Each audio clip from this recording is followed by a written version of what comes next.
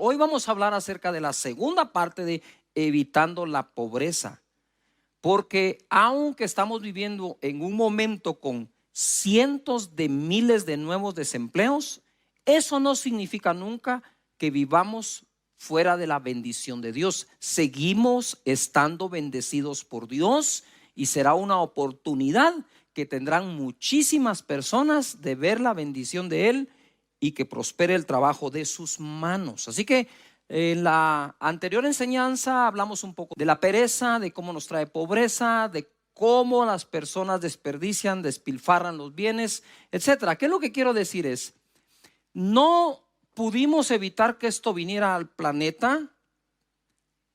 Algunos no pudieron evitar el desempleo, pero todos podemos evitar empobrecer por otras razones. O sea, no tengo control de lo que no está en mis manos, pero de lo que está en mis manos debo ejercer un sabio control para poder seguir adelante. En Proverbios capítulo 6, verso 6, dice así: ve a la hormiga, oh perezoso, mira sus caminos y sé sabio, la cual no teniendo capitán, ni gobernador, ni señor, ojo acá, no tiene capitán, gobernador, ni señor, no tiene jefe la hormiga. Prepara en el verano su comida y recoge en el tiempo de la cosecha su mantenimiento. Perezoso, ¿hasta cuándo has de dormir? ¿Hasta cuándo te levantarás de tu sueño? Como dijo alguien, si hay alguien que tiene sueños y nunca los ve cumplirse, es porque de plano está durmiendo mucho. ¿Hasta cuándo te levantarás de tu sueño? ¿Hasta cuándo vas a dormir? Ojo al 10.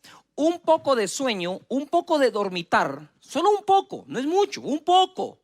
Ponga ahí poco, subráyalo, porque a veces nosotros despreciamos lo poco, ¿verdad? O menospreciamos el asunto que sea poco lo que se hace. Dice, un poco de sueño, no necesita mucho, solo un poco. Y un poco de dormitar y cruzar por un poco las manos para reposo. Así vendrá tu necesidad como caminante y tu pobreza como hombre armado. Es decir, esto de cruzar los brazos por un poco, de dormir otro poco, de perecear un poco, que qué rico andar pereceando, eso lo único que hace es atraer como un imán gigantesco a la pobreza.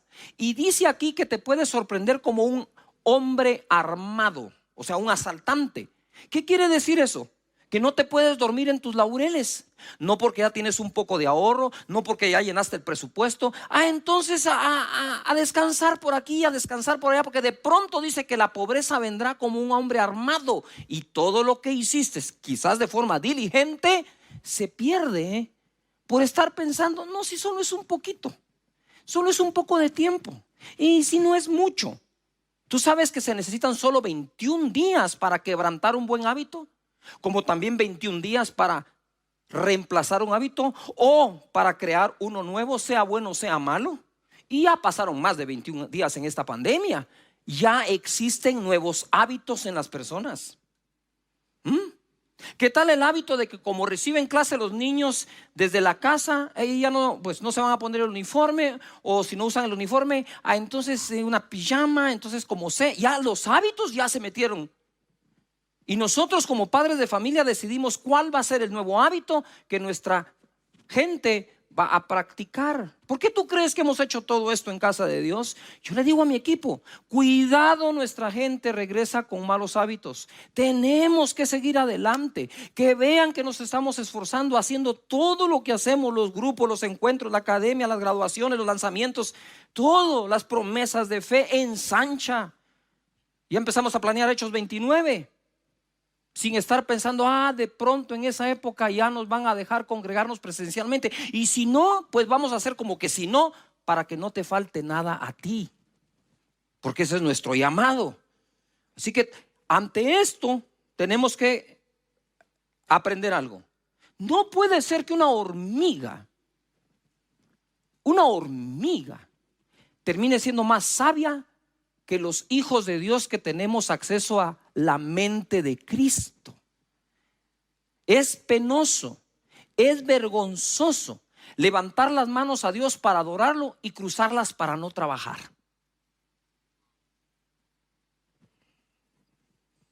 Yuju, hasta un guavo iba aquí. Quiere decir que está pegando esa onda.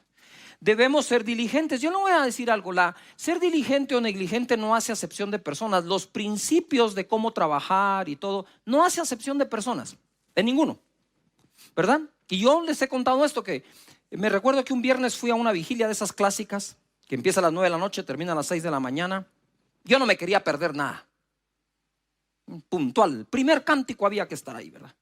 Y aquellas vigilias en que uno salta, danza, se acaban las calorías ya para la medianoche, uno ya está que no sabe ni qué pasó, porque se acabaron las calorías, ¿verdad? Y entonces termina la vigilia a 6 de la mañana y yo voy para mi casa cuando, boom, sin gasolina el carro. ¿Por qué no tenía gasolina el carro? Simplemente porque no seguía el consejo de ser diligente que incluso me dio mi pastor, aunque se lo oí después. Dije, ay, ahí estaba la clave. Él decía, nunca espere que el tanque de gasolina se vacíe.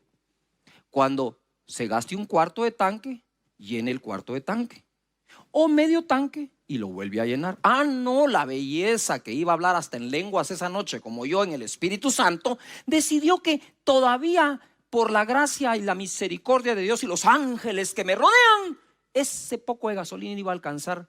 Pues no alcanzó. Y los ángeles creo que solo me observaron diciendo, la negligencia no hace acepción de personas. Ahí me tenía usted a las 6 de la mañana con un envase de plástico, con una manguera, yendo a una gasolinera a pie, caminando para regresar, para sacar la gasolina. Es horrible. ¿Qué necesidad hay de hacer eso? Si de todas maneras le tenía que echar gasolina. Pero miren, antes de ir a la gasolinera, reprendí a Satanás, al diablo de escasez de gasolina, a la escasez de combustible. Reprendí, hablé en lenguas, canté, le di vuelta al carro y no arrancó. Porque esos principios no tienen que ver con cuánto reprendas y qué batalla espiritual juegas. Eso tiene que ver con ser diligente o negligente. Proverbios 10:4 dice, la mano negligente empobrece. No importa de quién sea esa mano, si es del jefe, del trabajador, del socio mayoritario, del minoritario. No importa si es la mano de quien sea. La mano negligente empobrece, mas la mano de los diligentes enriquece. El que recoge en el verano es hombre entendido. El que duerme en el tiempo de la siega o cosecha es hijo que avergüenza. En otra versión, la traducción al lenguaje actual dice, si no trabajas te quedas pobre, si trabajas te vuelves rico.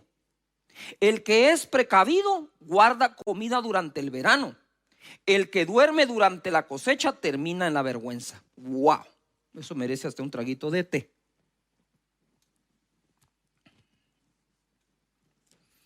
Diligente, como les dije la otra vez, significa afinado en lo que hace.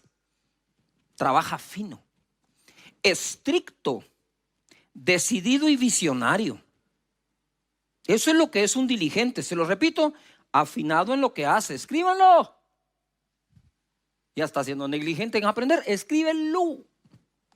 Afinado en lo que hace, estricto, decidido y visionario. ¿Qué significa abundancia? Porque el pensamiento del diligente tiende a la abundancia. Preeminencia, utilidad, superioridad. Existe gente muy buena ejecutando su trabajo. Es un buen arquitecto, es un buen médico, un buen odontólogo, es un buen comerciante, vende mucho. Pero al mismo tiempo esa persona es muy mala administrando el fruto de su trabajo. De ahí tenés grandes médicos en quiebra. Grandes arquitectos que les abunda el trabajo, pero nunca les alcanza la plata que ganan. Porque al negligente no hay salario que le aguante. Pero el diligente, todo salario le termina aguantando. Porque dice que el pensamiento del diligente tiende a la abundancia. La pregunta sería aquí, ¿a la abundancia de ingresos? ¿O a que sobreabundancia después de gastos? Yujú. En mi casa decidimos algo desde recién casados con Sonia. vamos a vivir con menos de lo que ganemos sin importar cuánto ganamos. Yujo. Puedes tener fe para traer ingresos a tu vida en esta época, pero vas a necesitar sabiduría para administrarlos. Esto se los dije la semana anterior y se los vuelvo a repetir. Proverbios 13:22 dice: el bueno dejará herederos a los hijos de sus hijos, hasta los nietos, pero la riqueza del pecador está guardada para el justo. 23, en el barbecho de los pobres hay mucho pan, mas se pierde por falta de juicio. Solo lo voy a repasar rápidamente. Barbecho significa terreno o labor que no se siembra por un año o dos para que la tierra descanse o se regenere. Sistema de cultivo que consiste en dejarse sembrar la tierra periódicamente para que se regenere. En ese barbecho, en ese pedazo de tierra que no se cultivaba, los judíos cultivaban la tierra 7 años y uno la dejaban descansar. Siempre había fruto aunque no la cultivaran. Y dice, en el barbecho del pobre hay abundancia de pan. Ahí está. O sea, la tierra aún sin sembrarla, sin cultivarla, daba fruto. Pero ese fruto que daba, sin que nadie trabajara, se perdía por falta de juicio. No estamos en una época en que tú digas, bueno, familia, ya tenemos el presupuesto, ¿verdad? Ya conseguí un nuevo empleo. Bendito Dios, gloria a su nombre. Ya tienes nuevo empleo, perfecto. Ajustado el presupuesto, vamos a bajar gastos, perfecto. Y por ahí hay algún otro negocio que puedes hacer, algo que puedes fabricar. ¿Y qué pasa? No, ya estuvo. No estamos para darnos esos lujos en esta época. Aquí hay que recoger lo que el barbecho da también. No solo la tierra que se cultiva, aquí hay que recoger hasta de la que no se cultiva en esta época o en ese año. ¿Saben que tenemos cosas en común todos? Primero, nos vamos a morir todos. Segundo, no nos llevamos nada. Trabajamos como que nos fuéramos a llevar todo y vivimos como que nunca fuéramos a morir. Es una ironía la vida. Pero hay una tercera cosa en común. La primera, todos moriremos o seremos arrebatados con el Señor, algunos cuando Él venga. La segunda, no nos llevamos nada. La tercera, todos tenemos en común la economía. Necesitamos recursos económicos y estamos unidos por la economía. ¿Qué vistes hoy? ¿Puedes revisar la etiqueta de lo que vistes, dónde fue hecho? Bueno, pues tú estás unido a ese país donde eso fue hecho y produces ingresos a ese país donde fue hecho lo que hoy tienes. Tus tenis, tus jeans, tu camisa, los lentes, todo lo que tengas, la Biblia, tu tableta, tu celular, todo lo que tengas es economía. Y a veces no queremos comprender que en la economía todos estamos unidos, ¿verdad? Mira, esto es una cosa irónica. La gente dice, sí, es que los pastores se quedan con los diezmos. Mentira. Mentira. En la mayoría de las iglesias hay una junta directiva que le pone el salario al pastor y a todos los demás. En el caso de esta iglesia son casi 200 trabajadores que reciben paga. Pero la paga que se le da a la planilla completa es mucho menor que lo que se contrata en servicios. Entonces, somos otra entidad en la economía, ¿verdad? Que de lo que recolecta paga servicios. Hay que pagar la luz, sí. Hay que pagar el agua, sí. Hay que pagar la tierra, sí. Hay que pagar limpieza, sí. Hay que pagar muchísimos. Hay que pagar el uso de datos también. Hay que comprar todas estas cámaras y todo el equipo que se usa para bendecirte, también hay que pagarlo. Entonces, si te das cuenta, los diezmos y las ofrendas que llegan a una iglesia siguen su curso de regreso a la sociedad. Y gente que ni siquiera se congrega recibe el beneficio de eso también. ¿Qué es lo que quiero decir? Es que la economía une a todos. Hay gente que cobra servicios en las congregaciones que ni siquiera es creyente, no va a la iglesia, pero sale bendecido también, porque eso es una economía. Estamos unidos por la economía todos. Entonces lo que quiero decirte acá es, si la economía es algo que tira los lazos y une a todos los segmentos, debemos ser todos los segmentos sabios en el uso de los recursos económicos. Dios Padre bendice a cada persona que nos ves con sabiduría para el uso de sus recursos económicos en todo lo que hacen para la honra y la gloria tuya. Amén. Cuando construimos este lugar eran más de 1,200 trabajadores en albañilería que recibieron su paga puntual cada 2 semanas. No derroches, tesoro precioso y aceite hay en la casa del sabio. Estoy leyendo Proverbios 21:20. Lo leo de nuevo. Tesoro precioso y aceite hay en la casa del sabio, mas el hombre insensato todo lo disipa. El que sigue la justicia y la misericordia hallará la vida, la justicia y la honra. Este es el caso del hombre pródigo. Pastor, ¿por qué no dice hijo pródigo? Porque es que pródigos hay un montón, papás, hijos, tíos, sobrinos y de todo. Entonces hablemos mejor del hombre pródigo. Pródigo significa el que desperdicia. La palabra pródigo, como lo he enseñado varias veces, no aparece en la Biblia, sino que es un título que le pusieron a la parábola, ¿verdad? Y el que sí sabía qué significa pródigo, le puso ese nombre, la parábola del hijo pródigo. Hablemos de los hombres pródigos, de los seres humanos pródigos. Verso 13 del capítulo 15. No muchos días después, ni le tardó la onda, juntándolo todo, por favor subrayen todo. El hijo menor se fue lejos a una provincia apartada y allí desperdició sus bienes viviendo perdidamente. Y cuando todo lo hubo malgastado, vino una gran hambre en aquella provincia y comenzó a faltarle. Se juntó, como dice alguien, el hambre con las ganas de comer. Justo cuando llegó la crisis a la provincia, aquel lo había malgastado todo. Yo escribí algo, dije, bueno, si algún día pierdes todo, pero sabes cómo lo hiciste, lo puedes volver a recuperar. Pero si tienes de todo y no sabes cómo se hizo, el día que lo pierdas, no sabrás ni por dónde empezar.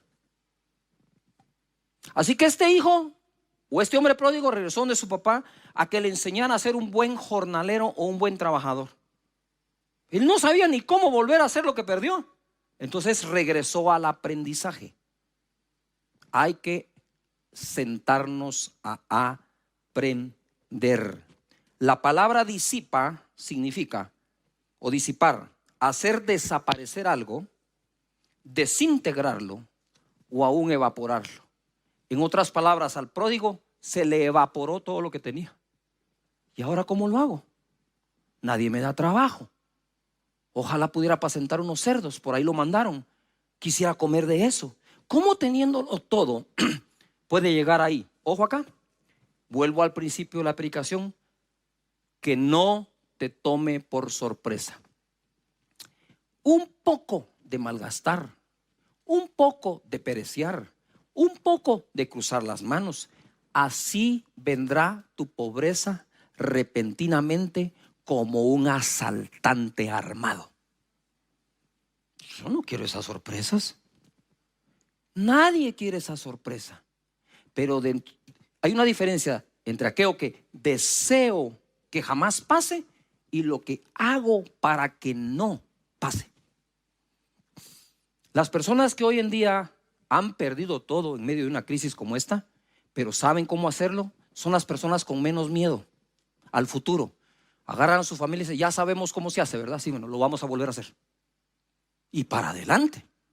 Entonces, quizás es tiempo para reaprender, para meditar. ¿Qué pasa si hubiera aprendido esto antes? Bueno, ya no podemos regresar el tiempo. Pero ¿qué pasa en el futuro si no lo aprendes ahora?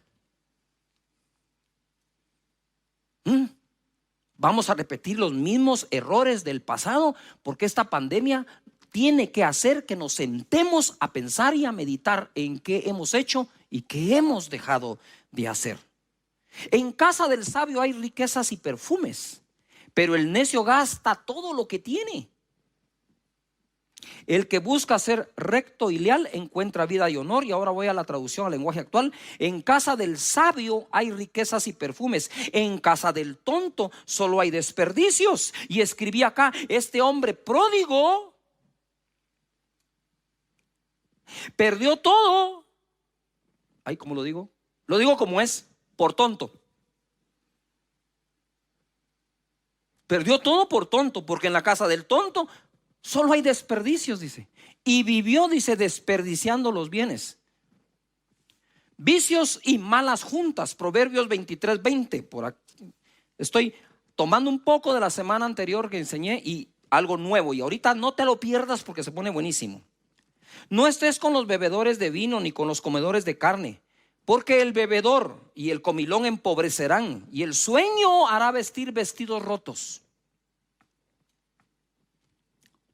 Empobrecer y vestidos rotos. Oye a tu padre, a aquel que te engendró, y cuando tu madre envejeciere, no la menosprecies. En la versión Dios habla hoy, dice así: no te juntes con los borrachos ni con los que comen demasiado, pues los borrachos y los glotones acaban en la ruina y los perezosos se visten de harapos. Atiende a tu padre que te engendró, no desprecies a tu madre cuando sea anciano. Esto está impresionante. Las malas juntas traen malas conversaciones y las malas conversaciones corrompen buenas costumbres. El problema no es si vas a tomar como ellos toman. El problema es si vas a imitar las acciones que ellos tienen. Porque podrías decir: no, yo no veo. No bebes, pero quizás vas a imitar acciones de una persona que está haciendo eso. Hay que cuidar las amistades. Y jóvenes, lo que te voy a decir posiblemente te va a caer muy mal, pero cuando tus padres te digan: con esa persona no deberías juntarte, escúchalos. A los 11 años de edad, tu servidor probó la marihuana. Sí, lo que oís. 11 años de edad, en quinto primaria, yo cargaba en el calcetín los puros de marihuana. 11 años, ¿vos te imaginas eso? ¿Cómo la probé? Un amigo me la obsequió. Tengo amigos que han muerto debido al alcoholismo y que un amigo le sirvió su primer trago. Los amigos que por alguna razón tienen la probabilidad de darte algo malo, manténlos de lejos. Y mantendrás de lejos ese tipo de cosas. Ahora bien, debemos adquirir sabiduría e inteligencia, y ahora es que esto se pone buenísimo. Proverbios 4:7 dice: sabiduría ante todo. Adquiere sabiduría, y sobre todas tus posesiones adquiere inteligencia. Tienes que subrayar ahí.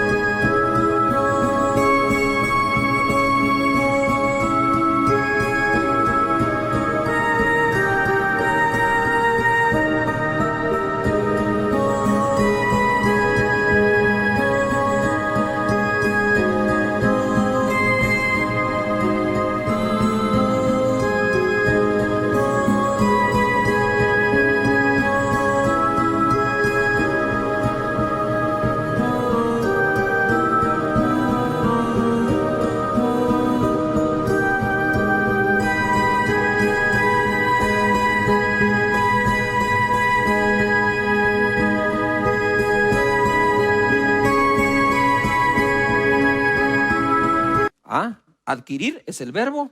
Posesiones, sobre ellas tienes que tener sabiduría e inteligencia. Pon sabiduría, inteligencia por encima de los bienes, debo adquirir. Engrandécela y ella te engrandecerá. Ella te honrará cuando tú la hayas abrazado. Adorno de gracia dará a tu cabeza, corona de hermosura te entregará.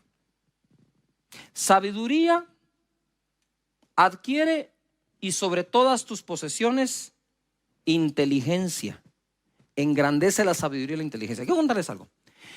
Hace muchísimos años, yo todavía no recuerdo si estaba soltero o recién casado, pero vino un predicador mexicano buenísimo, buenísimo, buenísimo. Me impactó. Me recuerdo su mensaje: la anatomía de un milagro. No se me olvida. Y casualmente a mí me asignaron si yo podía atenderlo. Con mucho gusto. ¿Qué es lo que usted desea comer? Me dijo: a mí me gusta la comida china. Fui y lo llevé al mejor restaurante que yo podía pagar de comida china. Después de eso le dije, ¿hay algo más que usted desea hacer? 2 cosas, me dijo. Necesito ir a comprar refacciones o repuestos para un automóvil de tal marca. Yo lo llevé. Tercera cosa, quiero ir a una librería cristiana, la mejor que exista. Yo lo llevé. Y empezó a comprar libros y libros y libros. No paraba de comprar libros. Y un hombre ya de avanzada edad. ¿Saben qué hice yo? Bueno, se me quedó viendo, él me dijo, joven, me dijo, Cash, sí, adquiera conocimiento, porque el conocimiento nadie se lo roba, me dijo. Los bienes sí. ¿Saben qué hice yo? Libro que él compraba, libro que compraba yo. Ni siquiera pregunté de qué era. Yo dije, si este hombre tan sabio compra ese libro, yo lo compro sin preguntar. Perdón, tal vez para algunos de ustedes dice que bobada, no importa, a mí me resultó. Sí, y entre ellos todavía lo guardo. Se los quería enseñar hoy. Hasta mi bosquejo encontré aquí adentro. Mira, diccionario ilustrado de la Biblia. Ahí tengo otro montón, pero no podía traer todos. Quiero contarles esto. Usted sabe, lo quieren ver otra vez, ahí está. Ya vieron cómo usé. Ahí está. ¿Ustedes saben cuánto gasté en libros yo ese día? Más que mi salario entero de un mes. Después dije, oh cielos, y ahora ¿quién podrá defenderme? Y el Chapulín Colorado no apareció por ningún lado. Pero no me arrepiento de haber hecho. Él me enseñó algo muy importante. Si es necesario, paga por adquirir la sabiduría. Porque la riqueza más grande no es el dinero que tienes o los bienes, es la sabiduría con que las haces o los haces. La gente no ha entendido cuál es la verdadera riqueza. La verdadera riqueza es la sabiduría, la inteligencia, el temor de Dios, no los bienes. Los bienes envejecen, se oxidan.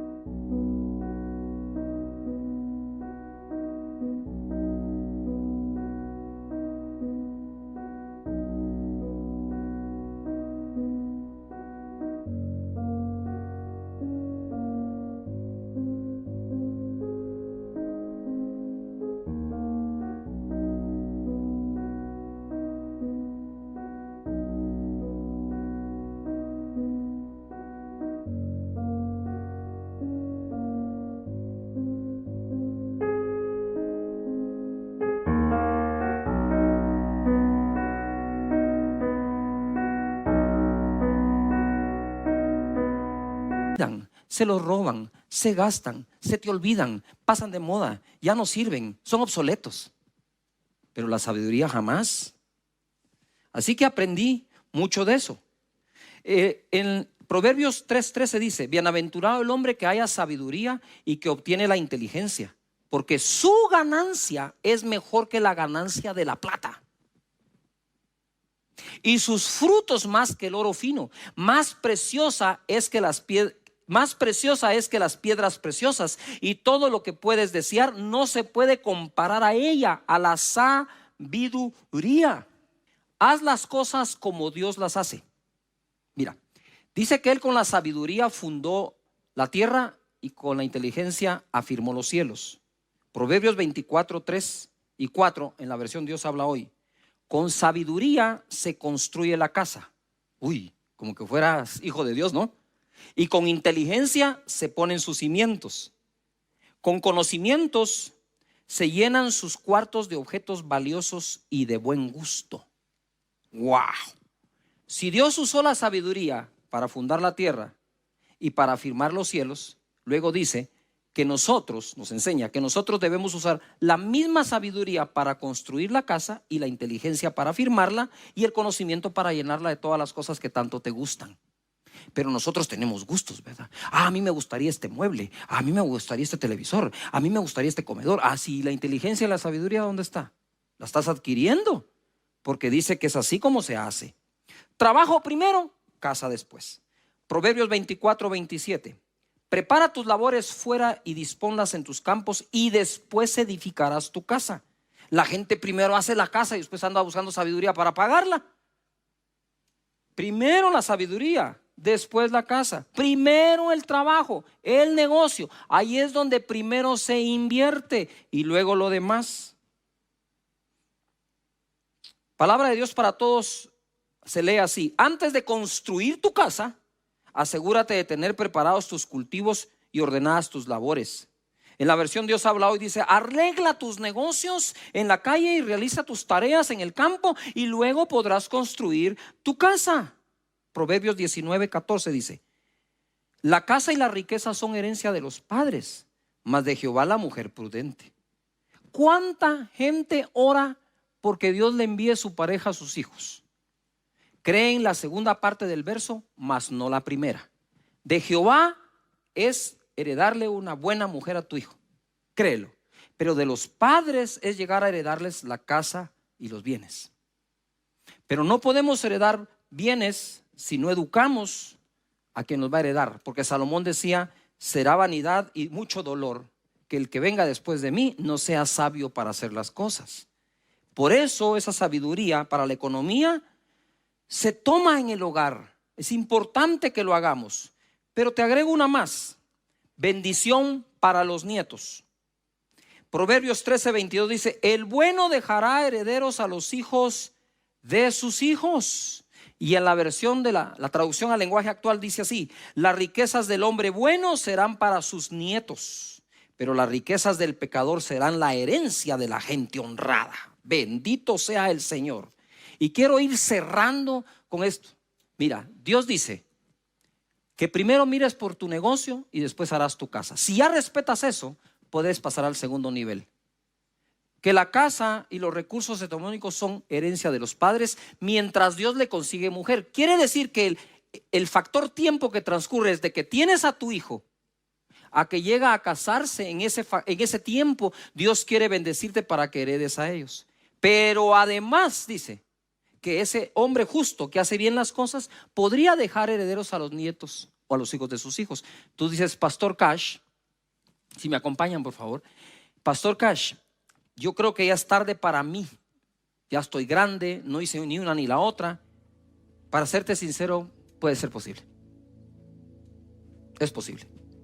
Pero no estás tarde para enseñarle a tus hijos a que amen el adquirir sabiduría y conocimiento. El que hagan todo por ser sabios y diligentes. Que dejen la pereza a un lado, el malgasto, el despilfarro, y se dedican a ser sabios con sus bienes y adquieran inteligencia sobre cada uno de ellos. Esa será tu buena herencia. Y a ellos se levantarán y enseñarán a los demás. Si no lo lograste enseñar a los hijos, enséñalo a los nietos. Pero es importante porque la palabra del Señor dice en el Proverbio 22:29: has visto hombre solícito en su trabajo, o sea, bueno para trabajar. Delante de los reyes estará, dice, no estará delante de los de baja condición. Solícito significa oportuno, preparado, rápido, que ha desarrollado sus habilidades. Y para cerrar voy a ir de nuevo a este libro. Ese día aprendí más con este hombre de Dios en una librería que lo que predicó en el púlpito. Solo me recuerdo el título de su prédica: la anatomía de un milagro. Habló de la unción, del poder para sanar enfermos. Me encantó. Pero lo que aprendí entrando con él a una librería nos ha valido hasta este día. Lo que aprendí en el regazo de mi madre, a contar los recursos, a saberlos administrar, a ser diligente, a que el pensamiento tiende a la abundancia. Eso no tiene precio alguno. Así que te dejo allí esa propuesta: adquiere la sabiduría, el conocimiento.